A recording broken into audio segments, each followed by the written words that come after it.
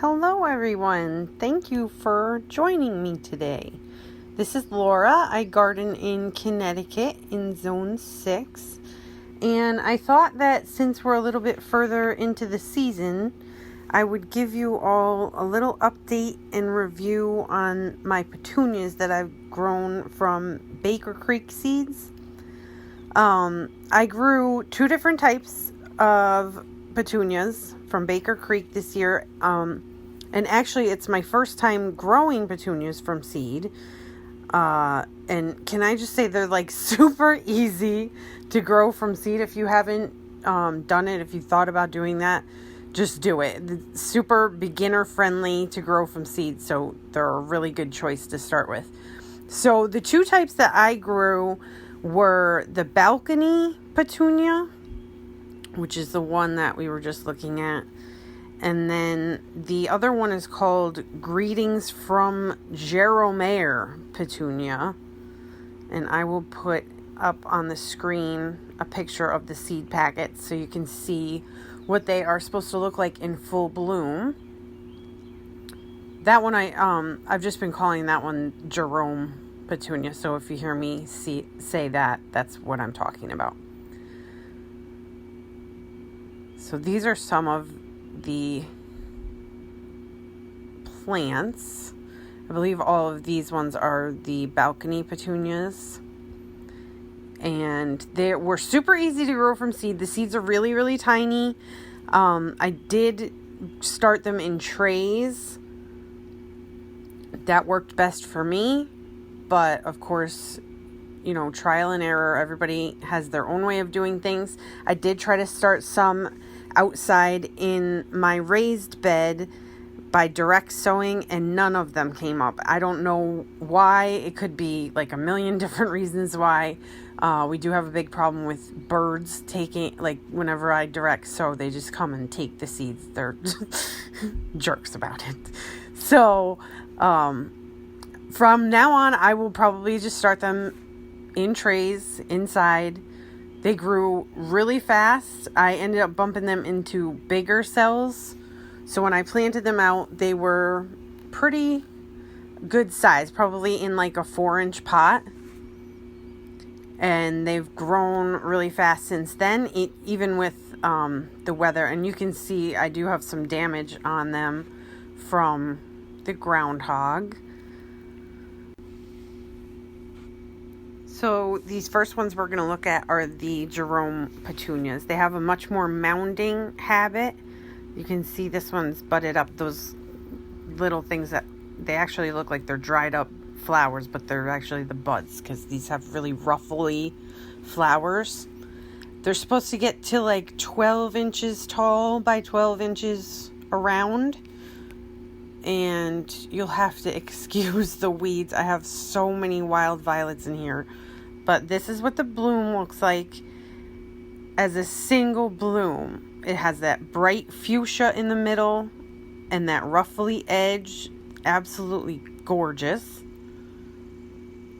And then I have one more that's a double bloom that I'm going to show you in just a moment.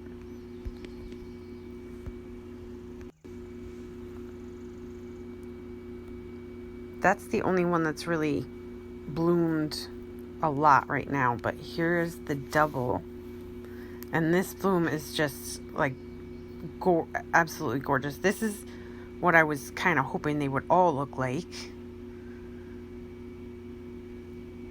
but isn't that beautiful? It is very low to the ground, but it'll get bigger. And then here's some more that don't have as many weeds around them, so you can kind of see them better, how their habit is. I like the way they look even without flowers, because they have like these little rosette type leaves. Very cute.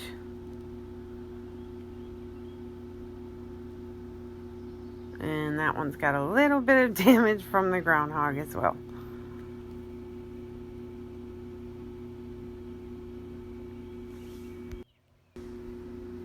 And here's one more spot where I put the Jaromere petunias.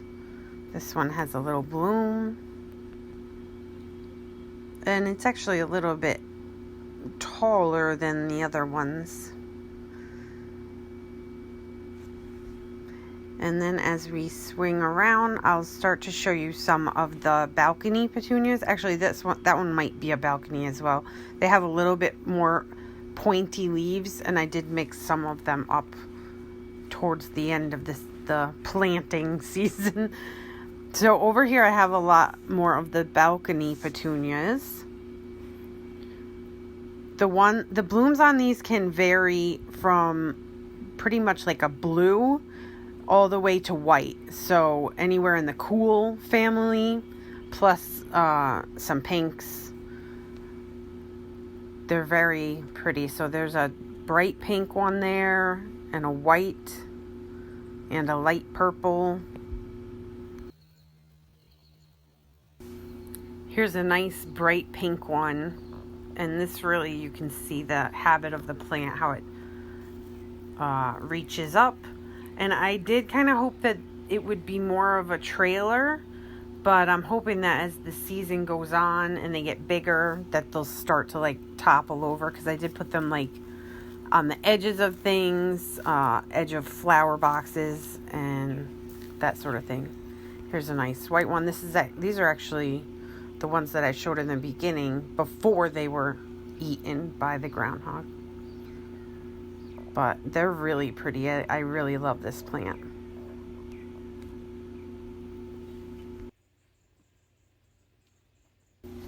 This one up here is like a deep purple, almost like the Royal Velvet Super Petunia. That's a really pretty purple. So a lot of variation in shade and color at all, really.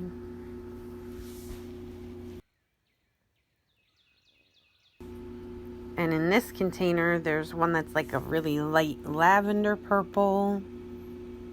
Comes off a little more pink in the video.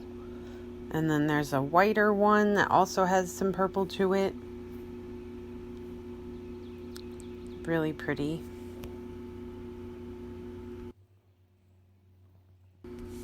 This one is very similar, but just a little bit more defined. And it almost looks like watercolor. I love it.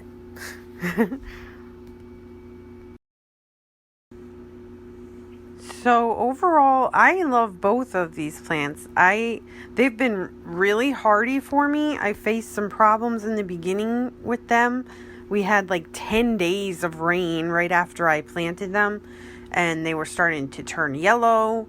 And once it dried up, they have green back up. They bounce back from that. They bounce back from spider mites really early in the season.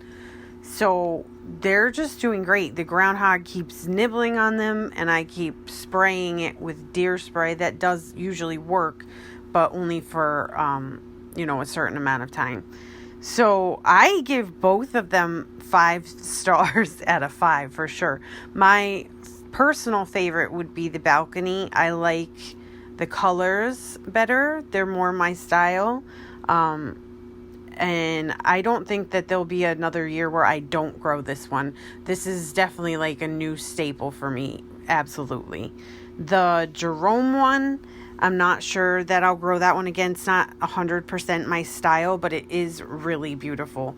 I'm hoping that it'll put on a lot more of those double ruffly blooms before the end of the season. Hopefully I'll get some good footage of that. But yeah, overall, I really love both of them. So definitely recommend. Thank you guys for coming. And be sure to like and subscribe. We will see you in the next one. Bye.